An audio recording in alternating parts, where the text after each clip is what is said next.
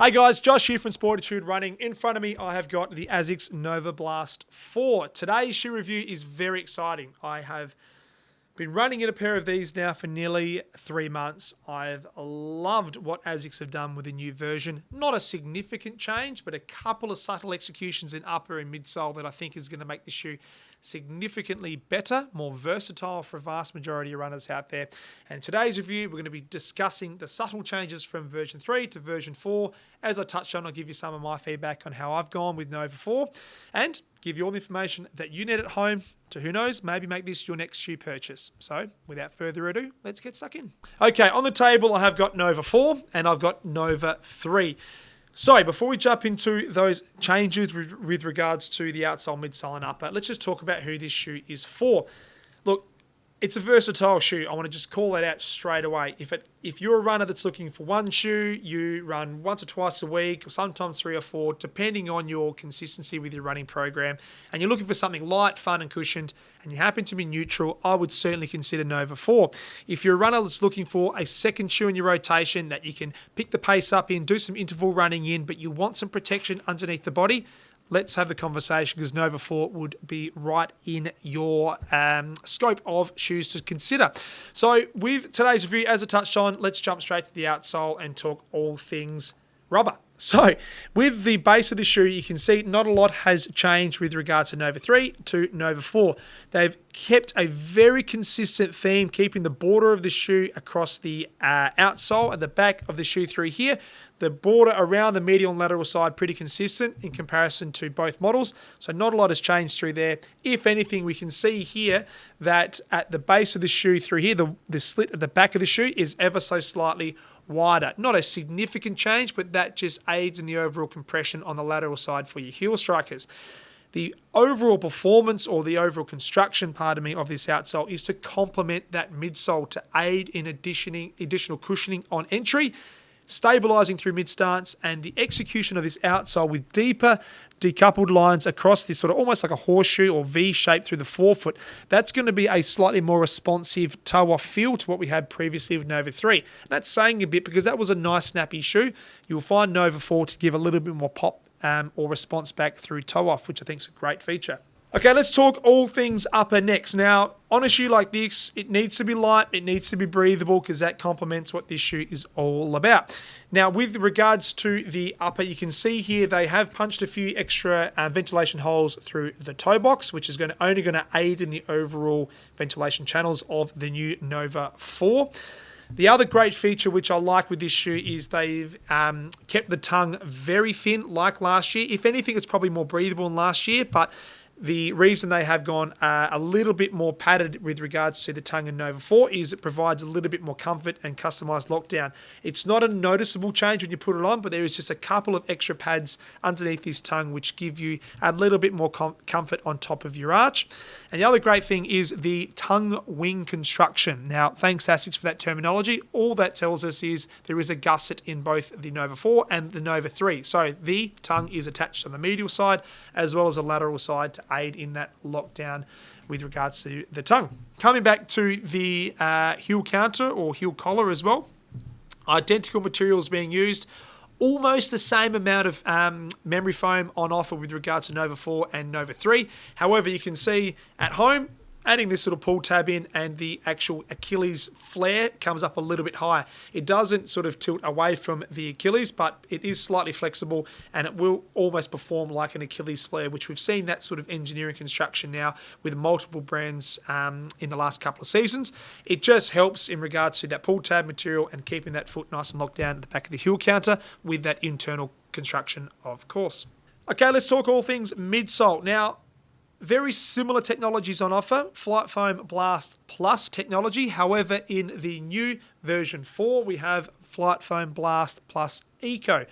20% of the materials within this midsole are from recycled properties. So again, I like it when brands are doing all they can to use recycled or applicable materials into their shoes to obviously keep their carbon footprint down or reduce the impacts to the environment as much as they can. So Asics are putting in an effort there, and kudos to Asics for doing so. In saying that, the actual performance of the midsole is better in version 4. You get a softer feel underneath the body on first entry, and it does not matter if you're heel striking, midfoot striking, or forefoot striking in this shoe.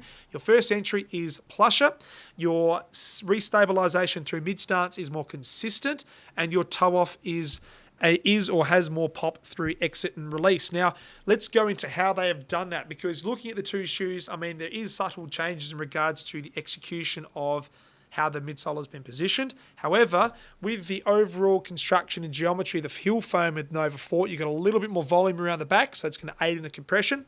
The reason it's restabilized is because you've got a little bit more width on offer and thicker rubber through mid-stance. But the biggest change or the best feature of Nova 4 is the pop and release on toe-off.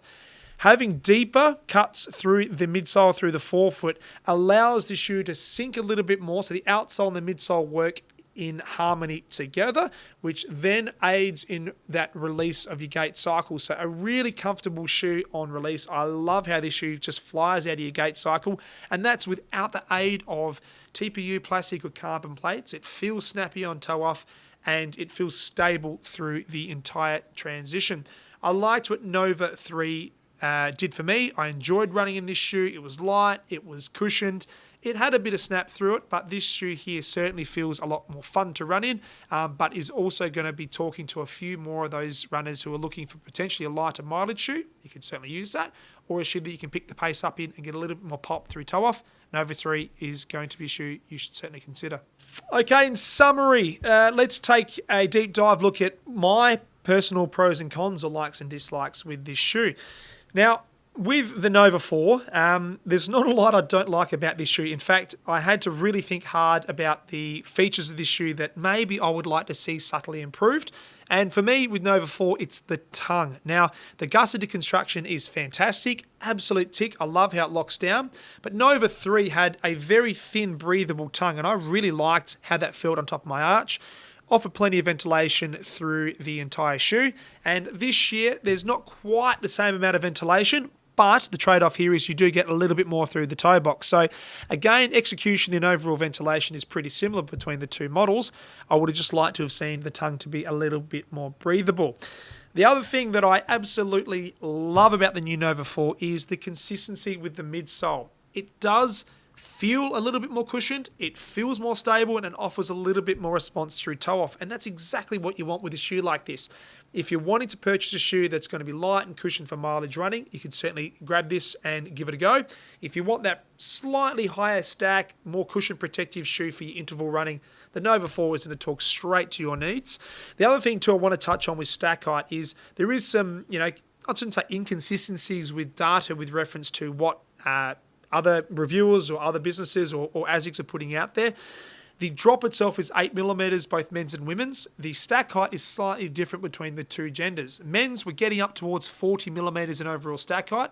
Some stats say 41, so therefore the drop is 41-33. And in ladies, it's around that 40 to 32 mark. And there's going to be subtle variances between manufacturers, so just keep that in mind. It's in and around that 40 mark, so that's the best way to pretty much identify, take all that data in, and to give you what's going on. With regards to the dislike in reference to the outsole, well, I don't have anything that I don't like about it. Simple as that. It performs well, it protects the midsole, which is exactly what you want and expect from an outsole. But the overall surface area coverage is on point, and it's going to be a relatively durable rubber for this type of execution of midsole. If you were grabbing this and doing every single run in it, and you're running 4, 5, 6 times a week, it's going to crash pretty quickly. But if you're a person that's looking for one shoe that you may vary going out the door once, twice, 3 times a week, or you're looking for that second shoe in your rotation, I would certainly consider Nova 4, that's for sure. So there you have it, guys. That's my take on the Novablast version 4. Any questions, comments around this shoe, let us know in the comments section below. If you got any theories about this as a category, or if you've used Nova 3 previously, let us know what you've thought about this shoe. If you've been lucky enough to run in Nova 4 like I have, there's my pair right here, and you've got some thoughts on this shoe. Again, please let us know in the comment section below. We love hearing from you, the running community all over the world. So until next time, stay safe, be kind to one another, get your friends and family out running, and we'll see you out on the road. Take care.